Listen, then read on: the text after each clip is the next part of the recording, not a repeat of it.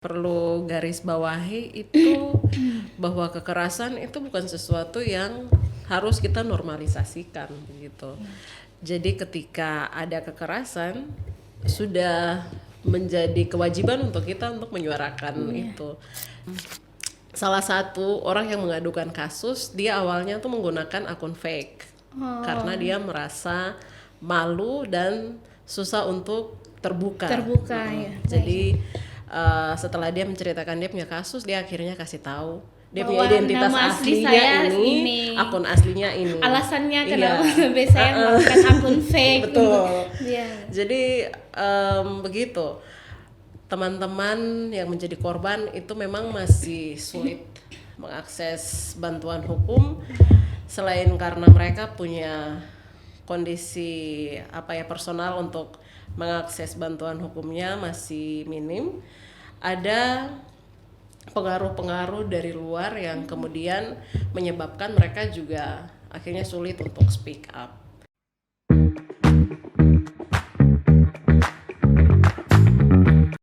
Halo semua, kembali berjumpa lagi di Podswap, podcast Suara Akar Papua. Seperti yang teman-teman ketahui bahwa hari ini kita akan berdiskusi bersama tentang salah satu topik yang sangat menarik tentunya.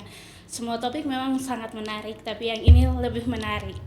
Oke, baik, langsung saja topik yang kita akan bahas pada hari ini itu tentang femisida di Papua. Pasti tentunya teman-teman banyak yang belum tahu apa itu femisida dan kenapa sih kita harus bahas tentang femisida. Apa sih yang penting dari femisida ini? Teman-teman harus ketahui bahwa femisida ini adalah kekerasan, bentuk kekerasan yang terjadi, kekerasan terhadap gender yang terjadi kepada perempuan-perempuan, baik perempuan yang dewasa, perempuan muda maupun perempuan anak-anak yang berujung pada kematian. Makanya itu sangat penting sekali saat ini kita berbicara tentang femisida. Untuk di dunia sendiri ini bukan suatu hal yang baru teman-teman. Ini sudah cukup lama terjadi sampai saat ini, sepertinya semakin semarak akhir ini di dunia, bahkan di Indonesia dan di Papua. Menurut catatan dari Badan Organisasi Kesehatan Dunia atau WHO, sekitar 66.000 perempuan per tahun meninggal akibat kekerasan yang berujung pada kematian ini. Jadi untuk di Indonesia sendiri banyak kasus yang telah terjadi. Salah satu contohnya yang terjadi kepada salah satu jurnalis perempuan yang memiliki seorang kekasih, seorang TNI yang mengalami kekerasan sehingga dibunuh. Nah, banyak kasus-kasus lainnya di Indonesia, bahkan di Papua. Di Papua ini sangat banyak yang mungkin tidak dapat diliput oleh media, hanya beberapa saja yang diliput oleh media, bahkan tidak banyak yang tahu. Bahkan ada beberapa kasus seperti yang dialami oleh Mama Hetina Mirip yang ini sangat emosional teman-teman, yang dibunuh dan disiksa itu yang sehingga menyebabkan beliau meninggal. Baru-baru ini juga ada kasus yang terjadi yang dialami oleh seorang anak yang dibunuh oleh ayah tirinya. Itu terjadi di kota Jayapura, di mana dia dicekek oleh ayah tirinya lalu dibuang ke laut. Itu adalah contoh-contoh dari femisida. Baik teman-teman, jangan terlalu serius. Untuk diskusi kali ini tentunya saya tidak sendiri. Teman-teman harus tahu bahwa hari ini saya sedang bersama dengan sosok seorang perempuan pejuang, perempuan tangguh yang menyuarakan tentang hak-hak perempuan dan anak. Langsung saja kita sambut Kakak Novita Opki. Halo. Oke, selamat datang Kakak Novita. Ya, apa kabar Kakak? Baik. Puji Tuhan. Baik, terima kasih untuk Kakak Novi karena sudah mau hadir bersama-sama kita. Kakak Novi ini adalah, perlu teman-teman ketahui, Kakak Novi sendiri adalah kepala kantor dari advokasi, yaitu salah satu komunitas Tong Purwang Aman. Benar Kakak? Benar. Tong Purwang Aman ini dia bergerak di bidang mengadvokasikan atau menyuarakan kekerasan yang terjadi pada perempuan dan anak khususnya di tanah Papua. Baik, terus lama-lama, tong langsung saja dengar Kakak Novita pu cerita. Kakak Novita bisa cerita ke kita bagaimana Kakak punya aktivitas sekarang sebagai seorang kepala yang menangani atau banyak nih menerima pengaduan-pengaduan dari Tong Purwang Aman itu sendiri. Silakan Kakak Novita. Oke, baik. Sebelumnya saya mau ucapkan terima kasih kepada teman-teman dari Podswep Suara Akar Papua yang sudah mengundang saya dengan topik diskusi yang sangat menantang. Terima kasih sudah beri ruangan ini.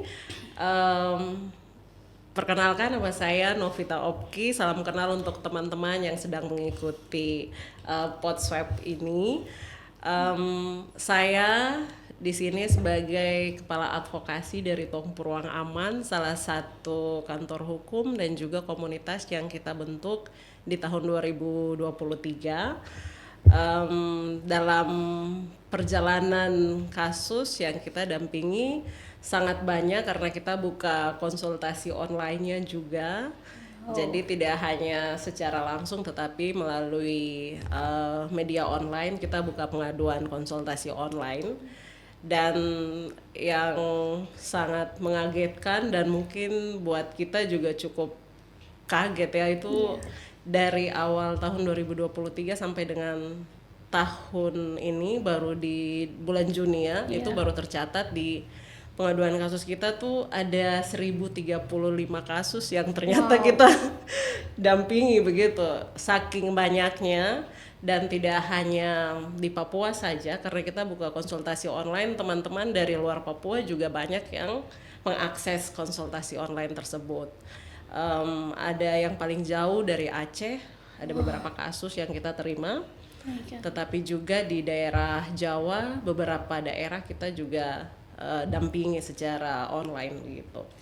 Baik, wow teman-teman, bukan hanya di tanah Papua tapi di hampir seluruh Indonesia sempat menyampaikan pengaduan. Terima kasih Kakak Novita.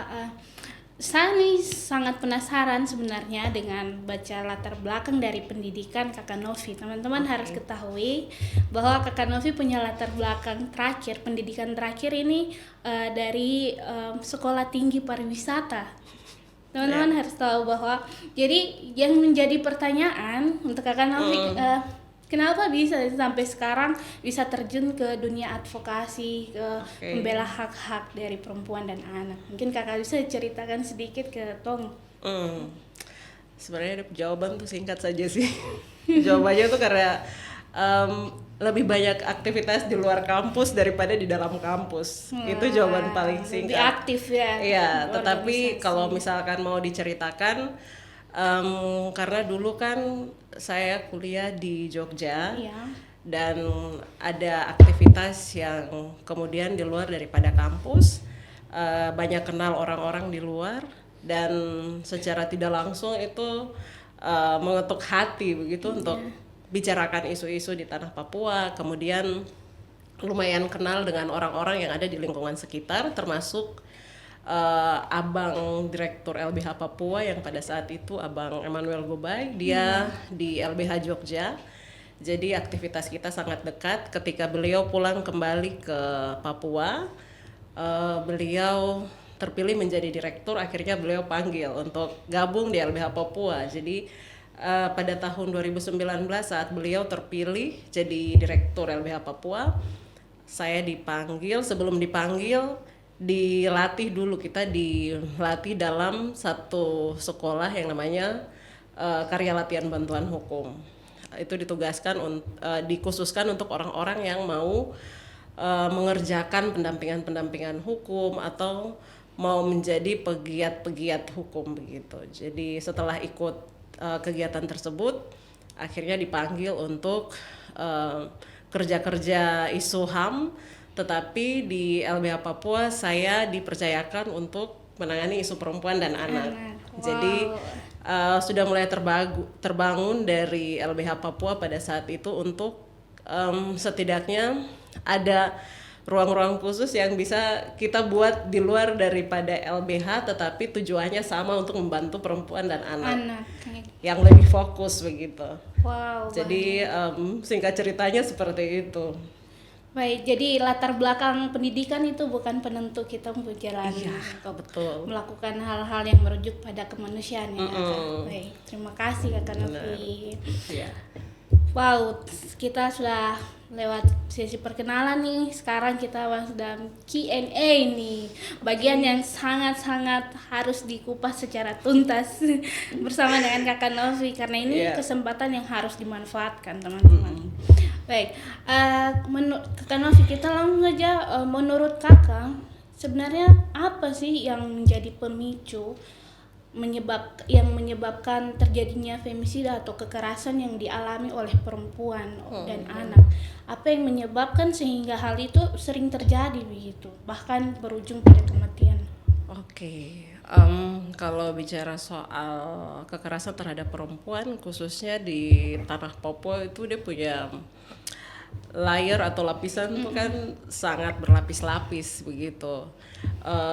Kalau femisida akan sangat banyak sekali, kita bisa lihat juga bagaimana peran serta dari negara juga bisa menjadi pelaku terhadap femisida atau khususnya pembunuhan terhadap perempuan di Papua. Tetapi secara umum kekerasan terhadap perempuan itu terjadi karena adanya ketimpangan relasi kuasa. Salah satu pihak yang merasa punya relasi kuasa lebih tinggi akan cenderung melakukan kekerasan terhadap pihak yang dianggap lebih lemah.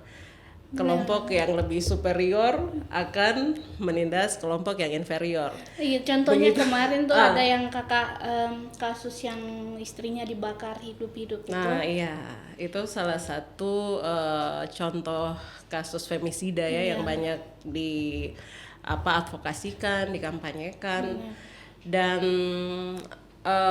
kalau melihat ke femisida sendiri, selain hal-hal yang kita bilang menjadi pelaku kekerasan yang mungkin dianggap sebagai kekerasan struktural karena tidak dilihat bentuknya tidak bisa dilihat, tetapi yang secara langsung yang melakukan kekerasan terhadap perempuan itu tentunya jenis kelamin yang lebih superior begitu.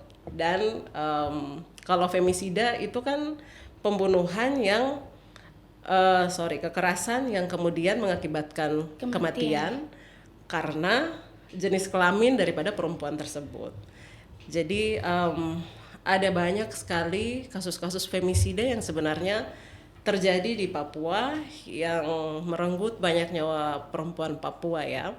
Kalau kita bicara di sisi privat tadi soal yang KDRT, mungkin kemarin karena kita baru tersentuh dengan media, akhirnya kasus KDRT yang berujung pada kematian itu akhirnya diungkap secara nyata dan banyak yang menyuarakan soal itu. Tetapi kalau kita tarik ulur, ketika Papua dijadikan daerah operasi militer itu situasinya berbeda lagi.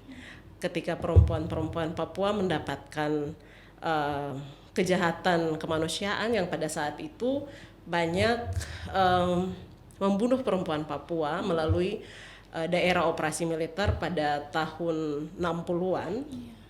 Itu kan sebenarnya rekam jejak femisida yang ditinggalkan begitu oleh negara. Tetapi waktu itu kan belum terdokumentasikan dengan baik. Dan istilah femisida ini juga baru dikenal. Iya. Bukan, sebenarnya istilah ini istilah yang lama, tetapi di Papua ini kita baru mengadopsi istilah-istilah baru yang kemudian kita bisa langsung tahu, oh femisida tuh ternyata ini. Padahal itu hal-hal yang dekat dengan kita, tetapi karena kita tidak tahu istilah teorinya apa, akhirnya yang kita hanya tahu ini pembunuhan, tetapi secara umum itu KDRT. Itu KDRT padahal kalau berujung kematian disebutnya lain. Iya, femisida, pembunuhan terhadap perempuan itu namanya femisida begitu. Iya, Kak. Terima kasih. Dan bagaimana pandangan kakak sebagai seorang aktivis ini dalam menyuarakan hak-hak perempuan dan anak? Mungkin sejauh ini kakak bisa ceritakan tentang kakak pandangan ketika melihat itu secara langsung atau banyak yang membawa pengaduan ke kakak Iya. atau ke lembaga. Oke. Pandangan saya memang saya sangat prihatin dan memang sangat sedih dengan kasus-kasus femisida yang terjadi terhadap perempuan Papua. Karena ketika kita bicara femisida ini artinya kita bicarakan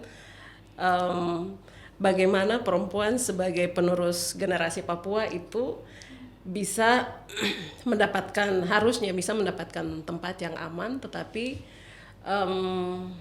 perempuan Papua itu masih belum bisa mengakses tempat-tempat yang aman. Di daerah, mungkin kita di kota ya, di kota ini kita masih merasa aman-aman saja, tidak merasa terganggu dengan banyak aktivitas, tetapi beberapa kasus di daerah konflik juga yang ujungnya menjadi femisida itu masih menjadi catatan kelam ya, masih menjadi catatan kelam bagi saya sendiri selaku aktivis perempuan yang melihat bahwa tidak ada keberpihakan negara dalam menuntaskan kasus-kasus kekerasan terhadap perempuan khususnya di daerah-daerah konflik yang ada di Papua. Dengan kita tahu pendekatan konflik pendekatan negara untuk menyelesaikan konflik di daerah-daerah konflik itu kan selalu menggunakan pendekatan militer. Jadi syarat dengan kekerasan yang pada umumnya saja itu perempuan bisa merasakan 2 kali lipat daripada kekerasan yang dirasakan oleh kelompok-kelompok yang lain. Apalagi ketika perempuan ada dalam situasi konflik. Dan sayangnya di beberapa tahun terakhir ini dari 2018 sampai dengan 2025 ini kan banyak konflik yang terjadi mulai dari Nduga ya tahun 2018 itu perempuan-perempuan Papua beberapa cerita yang terakhir tadi sudah diupdate oleh Ade Lucy. Banyak kasus-kasus perempuan yang kemudian mencari makan di kebun tetapi mereka harus menghadapi situasi seperti itu, mendapatkan kejahatan kemanusiaan dan akhirnya meninggal. Ada cerita dari Intan Jaya yang kemudian serupa begitu. Jadi sebenarnya sangat syarat sekali ketika kita bicara isu femisida ini. Tidak hanya terjadi di sekitar kita, baik yang di ruang privat ya, seperti yang kemarin beberapa kasus ada KDRT, tidak hanya di Sentani, sebelumnya di Pegunungan Bintang juga ada satu kasus yang sama, yaitu kasus KDRT yang berujung kepada kematian juga. Dan parahnya itu kan orang-orang yang melakukan kekerasan ini mereka adalah orang-orang yang punya kuasa lebih tinggi, mereka punya pekerjaan yang bisa dibilang mereka nih abdi negara yang ada power lah. Iya. Jadi mereka punya power yang lebih ketika mereka selain menjadi suami kepala rumah tangga, ketika kita menjadikan orang sebagai dalam keluarga saja ya, dalam keluarga saja ada seseorang yang menjadi kepala, artinya dia punya kuasa ya. Apakah itu berkaitan dengan budaya patriarki, Kakak? Iya, masih berkaitan karena budaya patriarki itu kan budaya yang menomorduakan perempuan. Jadi dalam posisi-posisi yang kemudian menomorduakan perempuan itu juga termasuk penyebab kenapa perempuan itu masih terus mendapatkan kekerasan. Ya. Baik. Bagaimana menurut Kakak tentang budaya patriarki sendiri? Apalagi di tanah Papua ini terkenal dengan budaya patriarki, di mana laki-laki lebih berkuasa daripada perempuan atau punya kekuasaan lebih tinggi. Iya, oke. Kalau bicara soal budaya patriarki ini, sebenarnya budaya patriarki ini budaya yang datang dari luar ya. Kalau dalam cerita sejarah terbentuknya budaya patriarki itu dia tidak terlepas dengan sejarah peradaban. Jadi ketika manusia mulai kenal corak produksi yang baru, akhirnya ada terbentuk budaya patriarki itu. Nah, budaya patriarki ini dia datang sebenarnya dari negeri timur ya, yang kita sebut seperti daerah Mesir, Tigris, dari sana. Jadi budaya patriarki itu dibawa dari luar, kemudian diadopsi oleh kita di Papua. Kalau di Papua sendiri itu kan sebenarnya kita masih ada dalam sistem masyarakat adat ya. Benar. Sistem masyarakat adat yang memegang kepercayaan patrilineal, di mana marga ayah itu atau marga bapak itu lebih digunakan sebagai marga yang harus diturunkan. Iya, benar. Diturunkan oleh keluarga atau keturunan. Di saat yang sama kita harus menerima budaya patriarki yang baru. Jadi budaya patriarki ini akhirnya disalah tafsirkan bukan dalam beberapa tetapi dalam banyak hal di Papua, termasuk dalam lingkungan atau ruang-ruang adat juga. Karena sebenarnya kalau misalkan bicara adat di Papua itu tidak kenal dengan budaya patriarki. Karena adat di Papua itu hanya kenal dengan sistem patrilineal. Sistem patrilinealnya. Sedangkan budaya patriarki ini sesuatu yang baru. Dan kalau melihat cerita-cerita dari orang-orang tua, itu mereka akan menceritakan bahwa ada perubahan-perubahan baru yang kemudian merubah cara pandang orang-orang yang ada di sekitar, atau cara pandang orang-orang yang di pemangku adat itu melihat perempuan. Jadi cara pandang dan perilaku. Iya, cara adat dan perilaku yang berbeda karena ada perubahan baru yang masuk. Sedangkan yang dulu kita bisa lihat ya, mungkin tidak perlu jauh-jauh, ada beberapa hal yang ditinggalkan untuk perempuan itu sendiri. Misalnya di Enggros, Jembatan Merah itu kan ada hutan perempuan yang kemudian ditinggalkan. Itu bagian dari bentuk penghargaan ya terhadap keberadaan perempuan. Jadi ada banyak soal yang perlu kita lihat di sini ya. Bagaimana budaya patriarki ini dia datang kemudian banyak merubah situasi, banyak merubah konstruksi sosial masyarakat yang ada. Bahkan yang dulu mungkin ada posisi-posisi yang kemudian sudah dibagikan ya. Kalau dalam adat posisi perempuan seperti ini, posisi laki-laki seperti ini, dan itu dianggap adil pada saat itu. Tetapi budaya patriarki datang, dia merusak segala hal yang ada. Seiring berjalannya waktu, orang-orang punya pemahaman kayaknya perempuan lebih rendah gitu. Karena kalau saya tahu di sistem rumah adat itu laki-laki yang boleh di atas rumah, perempuan hanya boleh dari bawah itu. Mungkin dari pemikiran kesalahpahaman itu yang menyebabkan adanya pandangan rendah kepada perempuan. Iya.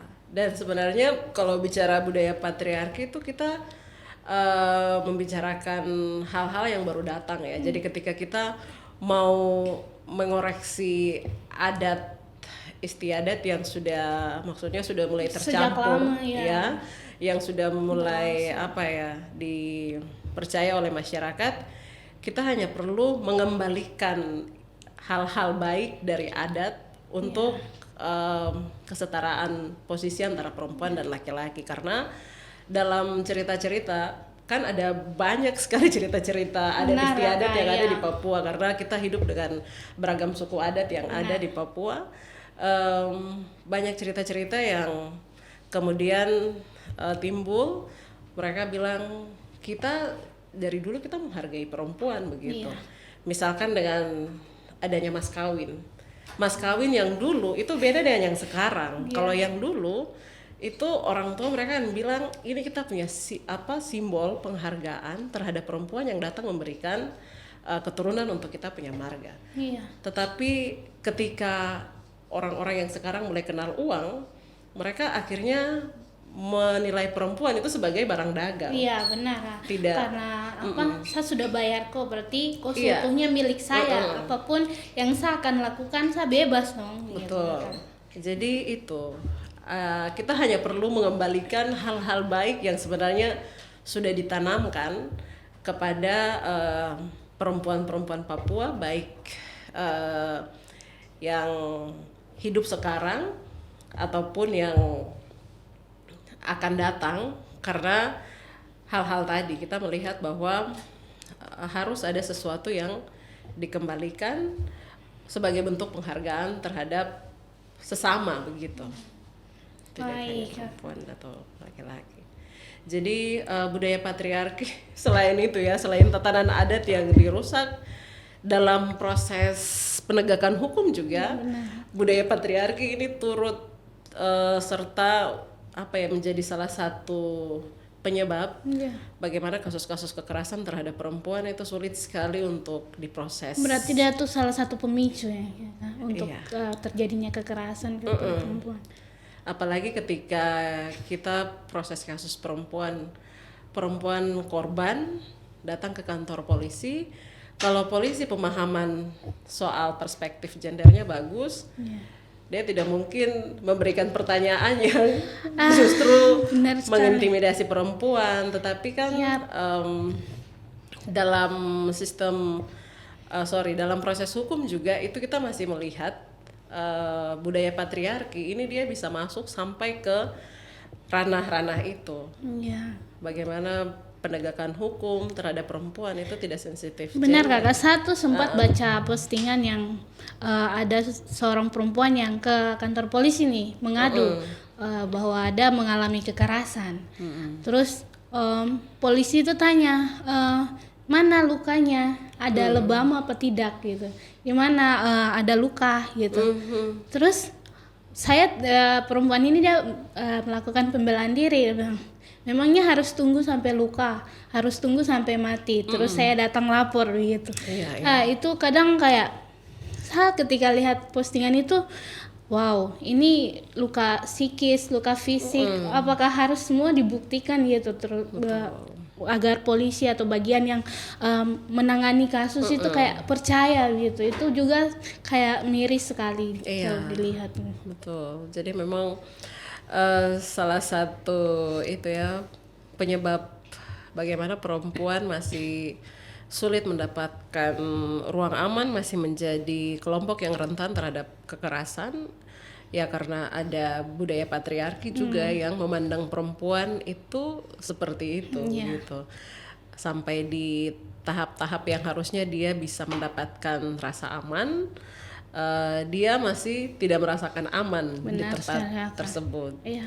Kadang ada yang ada perempuan atau anak yang mengalami kekerasan itu, tapi maksudnya kekerasan itu dilakukan oleh orang terdekat, bisa jadi ayah, suami, tapi ada keluarga yang tahu, bahkan kayak anggap itu hal yang sepele, hal yang biasa terjadi di dalam rumah tangga gitu. Itu bagaimana itu pandangan kakak? Iya betul, yang harusnya kita perlu garis bawahi itu bahwa kekerasan itu bukan sesuatu yang harus kita normalisasikan begitu. Jadi ketika ada kekerasan sudah menjadi kewajiban untuk kita untuk menyuarakan itu, dan sebenarnya itu sudah diamanahkan dengan beberapa undang-undang, dengan beberapa peraturan yang sudah disahkan oleh pemerintah, bahwa ketika terjadi kekerasan, kita mungkin sebagai saksi yang mendengar, kita punya kewajiban untuk melapor. Atau kita melihat, kita punya kewajiban untuk melapor. Kalau kita tidak melapor atau kita tidak memberikan pengaduan kepada kepolisian, berarti kita bisa dianggap sebagai pelaku yang turut membiarkan kekerasan itu terjadi. Jadi memang seperti itu, masih perlu kerja keras bersama untuk menangani kekerasan di tanah Papua ini. Iya, baik teman-teman, femisida ini sesuatu yang sering dialami oleh perempuan muda, perempuan dewasa, bahkan anak-anak yang dipicu oleh hal-hal sepele bahkan ya kakak. Dan juga yang melakukannya tuh bukan orang-orang jauh tapi orang-orang yang dekat dan merasa memiliki wewenang untuk melakukan. Saya punya hak untuk melakukan ini ke dia gitu. Itu wah, bagaimana nih kalau dari kakak dan sebagai kepala advokasi dari Tungpu Rumah Aman ini, apakah sejauh ini ada pengajuan-pengajuan khususnya di tanah Papua saja, banyak orang yang berani melapor dan apa saja jenis-jenis pengaduan yang telah diadukan ke lembaga, ke komunitas? Kalau di Tungpu Rumah Aman sendiri, sebenarnya yang kita lihat memang sudah mulai ada kesadaran ya, mulai ada kesadaran untuk melapor atau mengadukan kasus. Tetapi di sisi lain kita juga masih melihat ada kekosongan dari teman-teman yang membutuhkan bantuan hukum.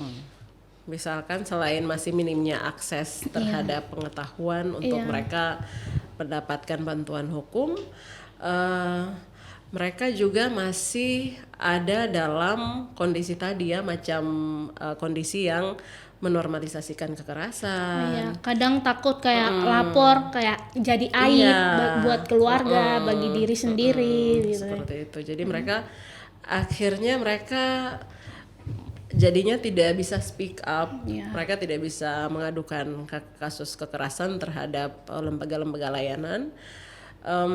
Tetapi ketika kalau misalkan kita bicara soal kasus kekerasan terhadap perempuan, ini kan sebenarnya sesuatu yang memang sensitif. Dan dalam pengalaman pendampingan kasus terlihat ketika kita di Tungpu Rumah Aman ini buka ruang konsultasi online, itu korban jadi lebih bebas, lebih bebas untuk bersuara. Karena kebanyakan korban itu kan takut ketika mereka datang langsung, apalagi mereka berpikir untuk ketemu orang baru, orang yang mereka baru kenal, menceritakan mereka punya kasus. Orang asing ya. Iya, ada hal-hal seperti itu. Dan di awal pembukaan ruang konsultasi online tersebut itu kita temui hal seperti itu karena salah satu orang yang mengadukan kasus, dia awalnya tuh menggunakan akun fake. Karena dia merasa malu dan susah untuk terbuka. Ya. Jadi setelah dia menceritakan dia punya kasus, dia akhirnya kasih taw dia punya identitas aslinya ini, akun aslinya ini. Alasannya kenapa sampai saya melakukan akun fake. Betul. Jadi begitu. Teman-teman yang menjadi korban itu memang masih sulit mengakses bantuan hukum, selain karena mereka punya kondisi personal untuk mengakses bantuan hukumnya masih minim. Ada pengaruh-pengaruh dari luar yang kemudian menyebabkan mereka juga akhirnya sulit untuk speak up. Jadi ya lumayan terbantu ketika kita buka layanan konsultasi online. Teman-teman korban itu akhirnya bebas untuk bersuara. Layanan konsultasi online teman-teman. Nanti pas teman-teman harus follow dan ikut. Bagi perempuan maupun laki-laki ya. Mungkin kakak bisa kasih contoh kasus sedikit yang kakak suka tangani gitu contoh di kasus.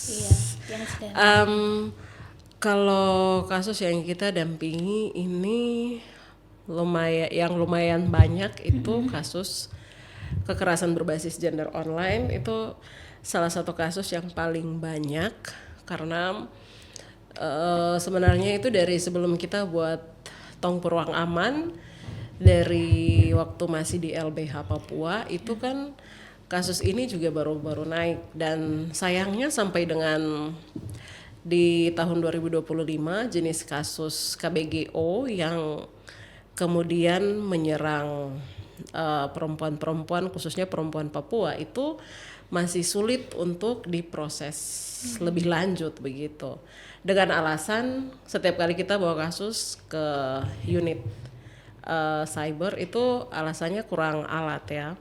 Dan sebenarnya kan sayang sekali kalau misalkan ada unit khusus yang menangani kasus-kasus yang berkaitan dengan media online akhirnya tidak bisa menangani kasus-kasus seperti itu. Iya, padahal banyak sudah terjadi. Banyak. Harusnya ada yang mengantisipasi, kayak sudah tahu tugasnya. Iya. Maka perlengkapan itu pasti selalu harus ada sih. Banyak sekali dan kasusnya itu ya pasti teman-teman juga sudah tahu seperti kasus-kasus yang mungkin viral di Twitter, ada video-video yang disengaja kemudian diviralkan, terus ada foto-foto yang diedit di wajahnya itu dipasang di tubuh yang sudah dalam keadaan tidak senonoh. begitu. Itu juga menjadi kasus-kasus yang kita dorong, tetapi dalam proses penanganan hukum itu masih terkendala dengan alasan-alasan seperti itu. Kasus KBGO, kemudian yang berikutnya itu kasus KDRT juga menjadi salah satu kasus yang paling banyak kita dampingi. Dan selain KDRT ada penelantaran, selain penelantaran juga kasus kekerasan dalam pacaran. Jadi banyak kasus yang kita dampingi dan kemudian itu sebenarnya sangat dekat dengan lingkungan kita begitu. Jadi seperti itu yang disayangkan itu kan itu tadi ada masalah-masalah yang kemudian menjadi penghambat proses hukum. Masih minimnya ruang aman bagi perempuan di proses hukum, akhirnya perempuan yang pergi melapor masih sering mendapatkan kesulitan untuk mengakses proses hukum, kayak kurang bukti. Belum lagi kalau bicara kasus KBGO ini kan jejak digitalnya tuh akan tertinggal lama sekali ya. Dan sebenarnya kalau misalkan kita bicara femisida dan bentuk pengabaian kasus yang tidak dituntaskan juga sebenarnya itu termasuk dalam menjadi salah satu bentuk pembunuhan karakter perempuan Papua. Ketika tidak ada penanganan lebih lanjut, apalagi kasusnya berkaitan dengan media online yang meninggalkan jejak di media online itu. Jadi kita tahu bahwa semua orang ya pasti tahu bahwa indikator keberhasilan sebuah bangsa itu kan ada di perempuan. Ketika nanti generasi kita melihat hal-hal seperti itu, yang akan atau datang orang lain ada riwayatnya. Orang lain melihat kondisi perempuan Papua seperti itu, bagaimana pendapat mereka terhadap bangsa kita ataupun terhadap perempuan Papua sendiri. Bahkan itu bisa menjadi pemicu gangguan ini ya, kita punya psikis. Sangat. Bahkan mungkin bisa, apakah kalau merujuk pada kayak bunuh diri itu kakak pernah dengar apa? Pernah kita dampingi satu kasus dan itu memang KBGO juga, dan itu sampai di tingkatan stres ya, depresi akut. Jadi orangnya itu sering tidak sadarkan diri dan memang pada saat itu ada indikasi untuk mengarah ke sana. Tetapi kita masih dengan tenaga kita seadanya, kita masih mau mengarahkan untuk proses hukumnya itu bisa didorong lebih lanjut begitu. Dan memang sebagai pendamping hukum juga kita juga mau tidak mau harus bisa belajar menjadi seorang psikolog ya, agar bisa mengetahui bagaimana kondisi mental orang yang kita dampingi, memberi support, memberi dukungan. Karena pada saat itu memang yang dibutuhkan oleh korban adalah sebenarnya itu dukungan begitu. Benar. Apalagi ketika orang terdekat itu tidak memberikan support. Itu bahkan kadang sering disalahkan. Itu kok ulah kok sendiri yang buat, jadi kok terima akibatnya gitu kan. Benar. Jadi yang kita perlu sebagai pendamping hukum juga sebenarnya tuh bisa melihat hal-hal seperti itu, memberikan ruang kenyamanan terlebih dahulu kepada korban. Bagi korban. Baik. Jadi mungkin itu dia punya tren-tren kasus yang kita dampingi. Baik. Wow, luar biasa sekali teman-teman. Tadi kakak sempat bilang dalam hubungan berpacaran juga ya, Iya. sering terjadi itu kekerasan. Kekerasan itu biasa bilang relationship yang toxic. Toxic, ya. Ya. Itu sering, bahkan ada saya punya teman-teman yang kayak sering dipukul sama pacar, sering pokoknya diancam lah. Tapi itu karena dia sayang gitu. Iya. Itu bagaimana itu kakak? Nah, Cara itu. mendeteksi dari awal itu bahwa pasangan saya ini hubungan kita ini toksik. Bagaimana caranya saya harus keluar dari zona itu? Ini penting sekali buat teman-teman yang berpacaran, khususnya yang punya teman pacaran atau kau sendiri berpacaran dan juga sering mengalami hal-hal itu, jangan menganggap hal itu biasa ya, Iya, Kak. betul. Nah, itu bagaimana nih cara mendeteksinya dari awal biar mungkin kakak bisa ingatkan tongpu teman-teman muda yang sedang dalam hubungan itu untuk harus menghindar gitu, untuk menjaga kau punya diri, buat kau aman gitu. Itu bagaimana ya? Jadi ini sebenarnya nih pesan ini bukan hanya untuk perempuan saja, tetapi untuk laki-laki juga ya. Jadi ketika kita ada pada satu hubungan tertentu itu pastinya ada komitmen, dan ketika ada komitmen yang dilanggar atau ketika salah satu orang merasa bahwa dirinya itu mulai diintimidasi dengan pertanyaan-pertanyaan yang misalkan membuat orang tersebut tidak nyaman, itu tuh secara tidak langsung kita sudah melakukan kekerasan begitu, dengan perlakuan-perlakuan yang posesif. Ya, berarti bukan hanya kekerasan tuh bukan kayak dipukul aja ya kakak, melalui kata-kata. Iya. Melalui kata-kata, melalui tindakan.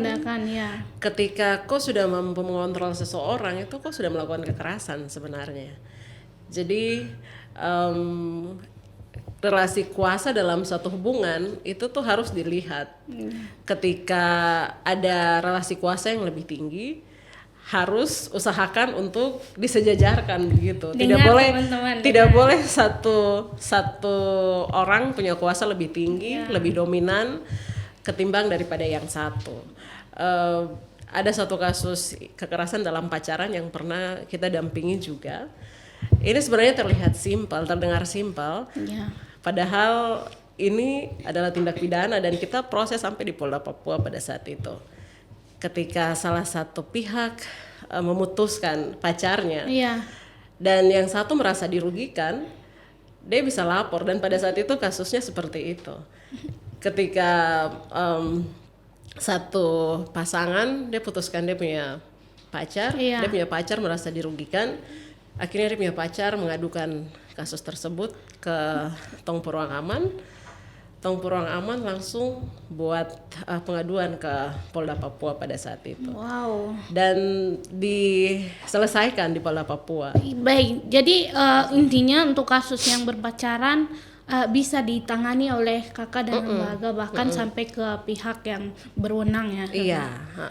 Jadi untuk teman-teman yang masih pacaran, kalau kamu mengalami ini, jangan ragu untuk lapor ke bagian yang berwajib atau ke ruang aman, ke Tong Purwang Aman sendiri. Jadi ruang aman ini juga sebagai wadah ya kakak, untuk menerima aduan dari para perempuan, anak tentang kekerasan yang mereka hadapi, seperti 911 gitu kakak. Tidak juga. Tidak juga ya. 911 tuh terlalu maju kayaknya. Mungkin ya bisa dianggap seperti itu. Seperti tadi kakak bilang ada ruang konsultasi online. Betul. Nah, berarti itu salah satu wadah juga untuk teman-teman, baik yang sudah berumah tangga, sudah menikah maupun masih berpacaran, yang mengalami, jangan tunggu sampai kita mengalami kekerasan sampai meninggal, atau bahkan ada kok keluarga, kok punya tante kak, om yang melakukan hal itu, ketika meninggal baru wah ternyata ini parah sekali gitu. Itu harus dan memang harus butuh pendamping hukum, karena kalau ke kantor polisi memang ada anggapan-anggapan seperti itu ya, kayak tadi. Ini kan belum apa-apa. Benar. Harus ada bukti dulu baru bisa diproses. Sakit hati sekali tuh Iya, Kakak. padahal kan memang kalau dalam proses hukum itu ada instrumen-instrumen hukum yang bisa kita dorong sesuai dengan kebutuhan korban pada saat itu. Jadi memang kalau untuk kekerasan khususnya KDP, kekerasan dalam pacaran, apalagi memang kalau memang tontonan ini akan banyak ditonton oleh mahasiswa-mahasiswa atau pemuda-pemuda, Ya harus. harus menjadi ruang yang bisa bermanfaat bagi teman-teman laki-laki tidak bisa menjadi pelaku, teman-teman perempuan juga tidak bisa menjadi pelaku atau korban karena memang pelaku itu dia bisa datang dalam berbagai jenis kelamin ya. Benar. Berbagai jenis kelamin, tetapi memang yang paling mayoritas mendapatkan perlakuan kekerasan menjadi korban adalah perempuan. Iya, baik. Berarti KDRT, kekerasan dalam rumah tangga, kekerasan dalam berpacaran itu awalan dari terjadinya femisida ini ya Kak. Pemicu. Iya. Pemicu ya. Betul. Kalau femisida sendiri itu kan bentuk kekerasan yang paling ekstrim begitu, ketika terjadi kekerasan dan sampai ke pembunuhan. Iya, Jadi memang kalau bicara femisida memang kita harus tuntaskan bersama-sama. Iya, benar Kakak. Terlalu banyak kasus tapi akhir-akhir ini semakin banyak yang ekstrim bahkan sampai kematian Kakak. Bahkan ada suami yang bunuh istri tapi kayak dia pura-pura sedih, nangis padahal dia pelakunya gitu. Itu di bagian Indonesia lain gitu. Itu kemarin sempat viral juga sebelum kayak dia pelaku utama tapi dia juga pintar untuk kan playing memainkan. victim biasanya. Iya, benar itu. Baik Kakak.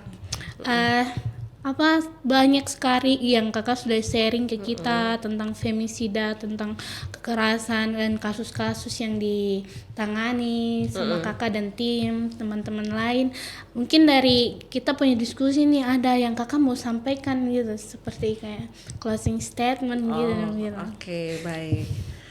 Mungkin dari saya pesannya mungkin masih sama ya kayak tadi, untuk kita semua sebagai generasi yang sudah difasilitasi oleh banyak teknologi canggih. Iya, difasilitasi dengan berbagai macam media, kita sudah seharusnya bisa saling memanusiakan sesama kita.